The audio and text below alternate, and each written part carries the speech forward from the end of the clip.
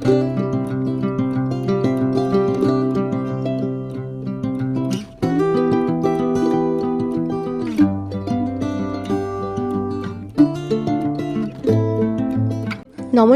কেমন আছেন সবাই? আশা করি আপনারা সবাই অনেক ভালো আছেন।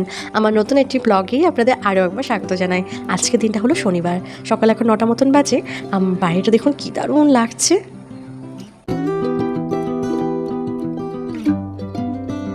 বাবু চলে গেছে স্কুলে। বাইরেটা এমন পরিমাণে বৃষ্টি হচ্ছে আজকে সকাল থেকে, আর পুরো মেঘলা ওয়েদার, কি দারুণ লাগছে জানেন না। আর আমাদের অ্যাপার্টমেন্টটা 3তলা উপরে যেহেতু, তাই জন্য পুরোপুরিভাবে কি সুন্দর লাগে চারিদিকে প্রকৃতিটা দেখতে। বাড়ির ভেতর থেকেই আমি কিন্তু প্রকৃতিটাকে দু চোখ ভরে উপভোগ করি। চলুন এবার দেখি রান্নাঘরের দিকে যাওয়া যাক। অনেকক্ষণ ধরে দেখছি, এবার একটু বন্ধ করে দিই। বৃষ্টি হালকা হালকা ছাটও ভেতরে আসছে। এই ছাটেই একবার আমার পুরো বিছানাটা, এই যে গদিটা দেখছেন, পুরো ভিজে চুপচুপ হয়ে গেছিলো, পুরো একদম এত বাজে অবস্থা হয়েছিল। তার মধ্যে দেখুন চারিদিকে ব্লক ছিটানো, আর এই বিছানার চাদরটা কোনো রকমভাবে এই বিছানাতে পাতা থাকে না। আমি যে দিনের মধ্যে প্রায় কতবার এই বিছানার চাদর পাতি তার নেই ঠিক, কারণ ওকে দেখেছি যতক্ষণ এই বিছানার মধ্যে বসবে আর টিভি দেখবে, বিছানার চাদর একদিকে ও একদিকে। কতবার বলি, আবার অনেক সময় কী করি, রেগে আবার ওকেই বলি তুই গোছা, এমন তেমন করে। বাচ্চাদের হাত কেমন করে গোছা আপনারা তো জানেনি, তাই জন্য ও করে, অনেকটাই করে। তার মধ্যে ওরও বোর হয়ে যায়, আমি বারবার বোঝাই, আবার মনে করি ছোটোই তো থাক, একটু বড় হলে ও কিন্তু এগুলো করা বন্ধ করে দেবে। আসলে কি বলুন তো, ও ছোটো থেকে প্রচণ্ড পরিমাণে দুরন্ত এখনও আছে। কিছু জিনিস শোনে, কিছু জিনিস আবার বাদরামোটা করে, যার কিছু করার নেই। সবাই বলে যে একটু বড় হোক সব ঠিক হয়ে যাবে, বড় হোক সব ঠিক হয়ে যাবে, শুধু অপেক্ষা যে কবে ঠিক হবে একটু।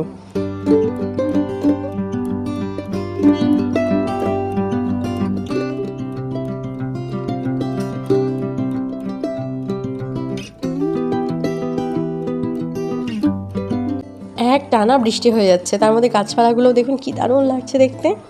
আর দেখুন মেঘের অবস্থাটা। অনেক সময় পাহাড়ে কিন্তু এই বৃষ্টিগুলো দেখতে কিন্তু বেশ ভালো লাগে, তাই না বলুন? আর আমি অনেকটা উঁচুতে যেহেতু থাকি, পুরো পাহাড়ের অনুভূতিটা একদম নিতে পারছি।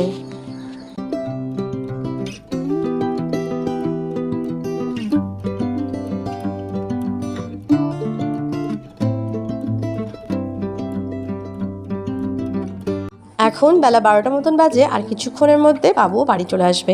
আমি ডাল ভাত রান্নাটা হয়ে গেছে, আর করেছি একটুখানি বাঁধাকপি ঘন্ট। অনেক দিন পর এই বাঁধাকপি ঘন্টটা করলাম। তার সাথে ভাবলাম আর কি করবো, তো ভাবছি তো আলু আর উচ্ছে সেদ্ধ দেবো, এটা বেশ ভালো লাগে সেদ্ধটা করলে পরে। শুক্তো তো বেশ কয়েকদিন বানিয়ে খেলাম, এবার ভাবছি একটুখানি সুন্দর করে সেদ্ধ দেবো।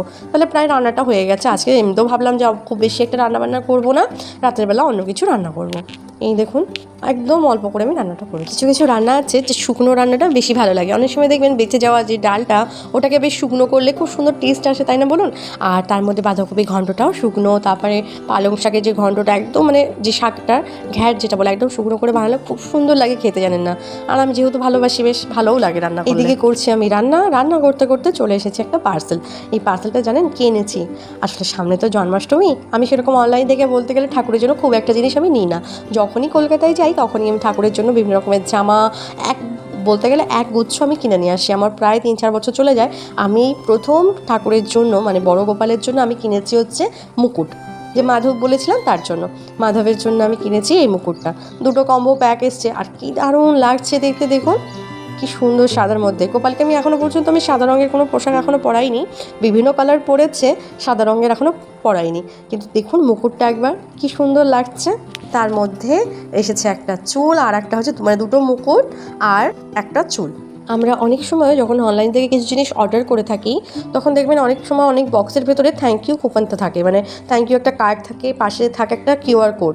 অনেকে বলে যে এটাকে স্ক্যান করুন, 50 রুপিস ক্যাশব্যাক পাবেন, মানে এরকম আমি শুনেছি। এখন নাকি তার সত্ত্বেও একটা স্ক্যাম চলছে, যেগুলো করবেন না, এতে কী হচ্ছে ব্যাঙ্ক অ্যাকাউন্ট হ্যাক হয়ে যাচ্ছে। এই জিনিসগুলো কিন্তু বেশিরভাগ হয়। আর আমি বরাবরই কোনো সময় আমি এই জিনিসটা করি না। আমি অনেক সময় রেখে দিই, অনেক সময় হোয়াটসঅ্যাপ নাম্বারে যদি ঠাকুরের জন্য কিছু যদি আপনার দরকার পড়ে, আপনি হোয়াটসঅ্যাপে মেসেজ করতে পারেন, আমি এগুলো রেখে দিয়েছি। কিন্তু যবে থেকে আমি জানতে পেরেছি যে এই কুপন দ্বারাও কোনো সময় স্ক্যাম চলছে, তবে থেকে আমি এইটা একেবারে টোটালি অ্যাভয়েড করছি। আপনারা যারা হয়তো জানেন বা নেন, তাই জন্য আমি আপনাদেরকেও এই ইনফরমেশনটা দিয়ে দিলাম যে কোনো সময় এই জিনিসটা আর করবেন না। মানছি কেউ হয়তো ভালো মন করেই দিচ্ছে, বাট সব ভালোই তো আর ভালো হয় না।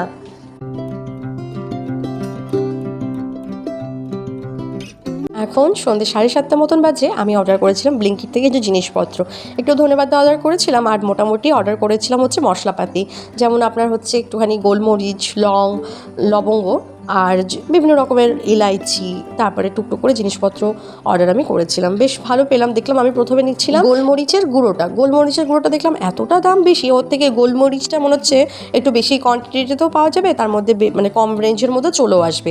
তার জন্য আমি অর্ডার করে নিলাম সঙ্গে সঙ্গে গোলমরিচ, একটু ইলাইচির একটা প্যাকেট, যে অন্তত 2-1টা তো লাগে, তার থেকে বেশি তো আর লাগে না। আর এখানে নিয়েছিলাম সে স্টার অ্যানিস বলে যেগুলো ফুল, সেগুলো নিয়েছিলাম। আর একটুখানি নিয়েছিলাম একটা আদা নিয়েছি। আদা অনেক নেই, হঠাৎ করে শেষ হয়ে গেছে, তাদের সে আদাটা নেই। আদা নিয়েছিলাম। আর নিয়েছিলাম প্রায় 1 কেজির মতন আলু, আর নিয়েছিলাম একটা তেলের প্যাকেট আর একটা দুধের প্যাকেট।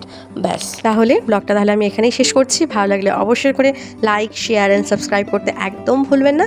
আর জানাবেন কেমন হয়েছে ব্লগটি। ভালো থাকবেন সবাই, সুস্থ থাকবেন সবাই, সাবধানে থাকবেন সবাই।